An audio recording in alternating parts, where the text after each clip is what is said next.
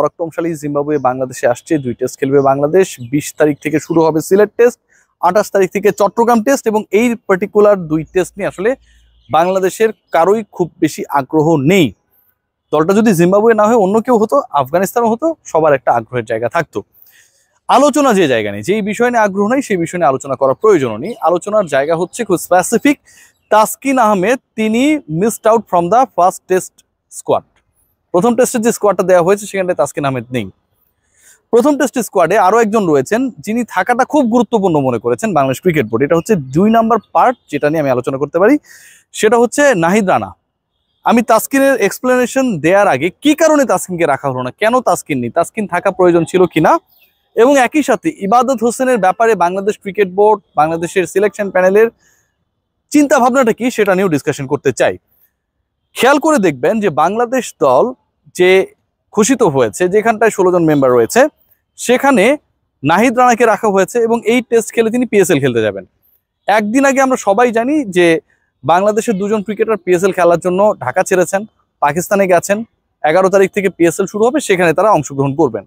অফারটা ছিল 3 জনের জন্য এবং সেই তৃতীয় ক্রিকেটার হচ্ছেন নাহিদ রানা। প্রশ্ন কয়েকটা করবো এবং তারপর ভেতরে ঢুকবো। প্রথম প্রশ্ন যেটা, সেটা হচ্ছে বাংলাদেশ দল এবছরে এবং আগামী বছরে সবচেয়ে সিগনিফিক্যান্ট গুরুত্বপূর্ণ সিরিজ খেলবে বা টুর্নামেন্ট খেলবে কোন ফরম্যাটে? উত্তরটা হচ্ছে টি-20। বাংলাদেশের দ্বিপাক্ষিক সিরিজে টি-20 রয়েছে। বাংলাদেশের এশিয়া কাপ টি-20 ফরম্যাটে হবে, এবছরই হবে। আগামী বছরের শুরুতেই বাংলাদেশ টি-20তে ওয়ার্ল্ড কাপ খেলবে।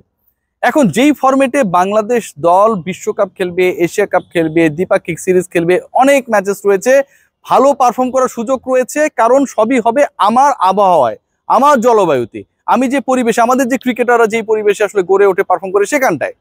সেই জায়গায় টি-20 ফরম্যাটের যদি কোনো গুরুত্বপূর্ণ ফ্র্যাঞ্চাইজি টুর্নামেন্ট থাকে, সেই টুর্নামেন্টে ওই বিশ্বকাপে বা এশিয়া কাপে যেই ছেলেটা আমার অবভিয়াস চয়েস, ইনজুরিতে না পড়লে, তাকে আমি খেলতে দিব কি দিব না? নিঃসন্দেহে দিব। নাকি আমি তাকে জিম্বাবুয়ের বিপক্ষে খেলাবো? ট্যাগলাইন যেটা দেখছেন, যাহাই লিপু তাহাই নান্নু, যাহাই পাপন তাহাই ফারুক। কোনো পরিবর্তন নেই। নাহিদ রানাকে জিম্বাবুয়ের বিপক্ষে একটা টেস্টে খেলাতেই হবে। জিম্বাবুয়ের বিপক্ষে নাহিদ রানা না খেললে বাংলাদেশ পারবে না। যখন নাহিদ রানা নামের কোনো ক্রিকেটার বাংলাদেশে ক্রিকেট ইতিহাসে আসে নাই, তখন বাংলাদেশ প্রতিদিন জিম্বাবুয়ের সাথে হারতো। এই কি ঘটনা? যদি এই ঘটনা না হয়ে থাকে তাহলে আমার প্রায়োরিটির জায়গা, আমরা যে বলি যে আমরা গোল সেট করি, পরের বিশ্বকাপ আমাদের টার্গেট, সেই পরের বিশ্বকাপকে নিয়ে আমরা আসলে টার্গেট করি, লক্ষ্য আমরা কি নির্ধারণ করি? আমরা নাহিদ রানাকে এশিয়া কাপে খেলাবো, টি-20 বিশ্বকাপে খেলাবো, বাইলেটারাল টি-20 সিরিজগুলোতে খেলাবো, এবং সেই ক্রিকেটারকে আমি পিএসএল এ, পূর্ণ পিএসএল এ খেলার সুযোগ দিব না, তার মোটামুটি 10-15 দিন আমি খাইয়ে দিব। এটা হইতে পারে। প্রথম টেস্ট শেষ হবে 24 তারিখে, নাহিদ রানা এখনো যেতে পারেনি, 11 তারিখে টুর্নামেন্ট শুরু হবে। এরপর যখন প্রথম টেস্ট শেষ করে 25 তারিখে নাহিদ রানা উড়াল দিবে, মোটামুটি প্রথম ম্যাচ খেলতে খেলতে 3 সপ্তাহ নেই। এখন আপনারা বলতে পারেন যে নাহিদ রানার বিকল্পটা কি? এখন দেখুন, জিম্বাবুয়ের এগেনস্টে আমরা তো অন্তত সেই ধরনের বিলাসিতা দেখাতে পারি যে আমরা একজনকে বাজিয়ে দেখবো যেই ক্রিকেটার পারফর্মার কিন্তু অনেকদিন ধরে ক্রিকেটের মধ্যে নেই। এবাদত হোসেনকে আমরা খেলাতে পারি না? গাজী আশরাফ হোসেন লিপু বাংলাদেশের চিফ সিলেক্টর, বিসিবির চিফ সিলেক্টর, তিনি ব্যাখ্যা দিয়েছেন তার ব্যাপারে এখন পর্যন্ত, এবাদত হোসেনের ব্যাপারে এখন পর্যন্ত রিভিউ চলছে। যিনি বাংলাদেশ দলের হচ্ছে বায়েজিদ ভাই, এবং একই সাথে হচ্ছে ফিজিও হিসেবে যিনি এবং ট্রেনার হিসেবে যারা কাজ করে, তাদের সাথে মতামত নিয়ে ফাইনালি ইবাদত হোসেন কোন অবস্থায় আছে সেটা তারা জানবে। এটা কেন এখনো জানা হইল না? এটা তো খুবই আনপ্রফেশনাল সিচুয়েশন। আপনি একটা ব্যাপার নিয়ে এখন পর্যন্ত জানেন না বা আপনাকে জানানো হয় নাই, দল দেওয়ার আগ পর্যন্ত কোন একটা পার্টিকুলার ইস্যুতে লিপু ভাইরা এখন পর্যন্ত ক্লিয়ার না, তিনি বলেছেন সেটা। এটা কি কোনো প্রফেশনালিজমের মধ্যে পড়ে? আপনি স্পেসিফিক অ্যান্সার দিবেন যে এই কারণে এবাদতকে আমরা বিবেচনা করতে পারছি না, স্পেসিফিক। তিনি কি অবস্থায় রয়েছেন এইরকম ভেগ কথাবার্তা তো ভাই আমিও বলতে পারবো, আমার সাথে যিনি এই মুহূর্তে ক্যামেরা রয়েছেন তিনিও বলতে পারবেন। চিফ সিলেক্টর একই কথা বলেন। বোঝেন ব্যাপারটা? এবাদত হোসেনকে আমরা এখানটায় খেলানোর চেষ্টা করতে পারতাম, এবং তিনি কি কারণে দলে নেই, তিনি কোন অবস্থায় রয়েছেন সেটা বাংলাদেশ সিলেকশন প্যানেল জানে না, জানাতে পারেন নাই। অফিসিয়ালি যে বিবৃতি আমরা বাংলাদেশ ক্রিকেট বোর্ডের পক্ষ থেকে গাজী আশরাফ হোসেন লিপুর যে বক্তব্যটা পেয়েছি, এবাদত হোসেন অনেকদিন ক্রিকেটের বাইরে, লঙ্গার ভার্সনে তিনি অনেক ভালো পারফর্মার। এবাদত হোসেন আমরা যদি খেয়াল করে দেখি বিপিএল এ খেলেছেন। এবাদত হোসেনকে ফেরাতে হলে আমি কি নিশ্চয়ই তাকে অস্ট্রেলিয়ার সামনে, নিউজিল্যান্ডের সামনে, ওয়েস্ট ইন্ডিজের সামনে, শ্রীলঙ্কার সামনে নামিয়ে দেবো না?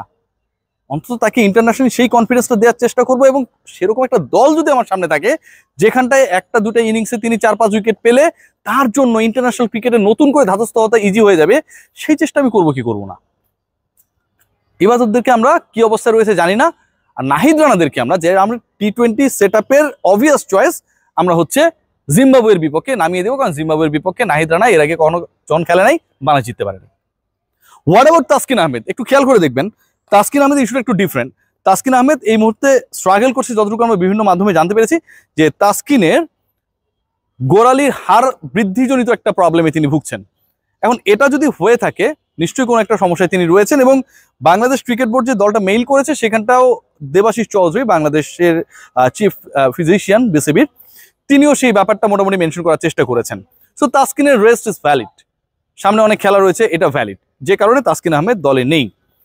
খেয়াল করে দেখবেন আর বাকি গুরুত্বপূর্ণ যে জায়গাগুলো রয়েছে সেখানটায় আমার কাছে মনে হয়েছে বাংলাদেশ দলের সবচেয়ে বড় চ্যালেঞ্জের জায়গা যেটা হবে সেটা হচ্ছে মিডল অর্ডারে ক্লিক করা। ওপেনিংয়ে আমরা দেখেছি মাহমুদুল হাসান জয় তিনি রয়েছেন, জাকির হাসান রয়েছেন এবং সাদমান ইসলাম রয়েছেন।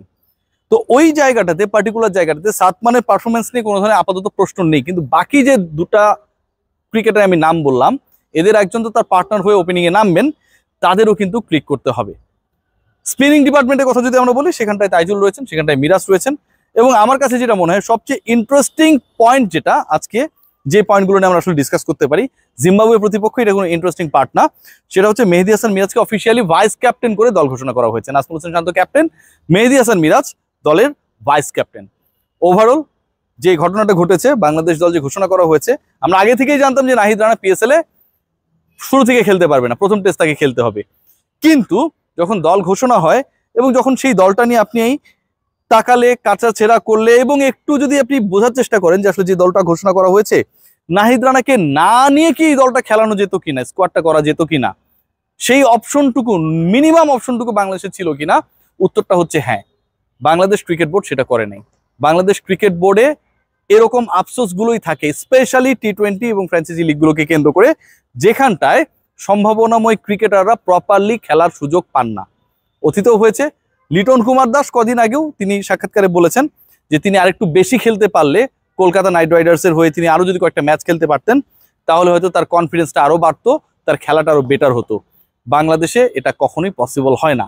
বোর্ডে যেই থাকুক, সেটা লিপু হতে পারে, সেটা হতে পারে ফারুক, সেটা হতে পারে পাপন, সেটা হতে পারে নান্নু, তাদের চরিত্র হয়তো বদলায়, বাট সবার রোলটা সেম। জিম্বাবুয়েও তাদের কাছে অনেক বড় প্রতিপক্ষ। সবাই ভালো থাকবেন।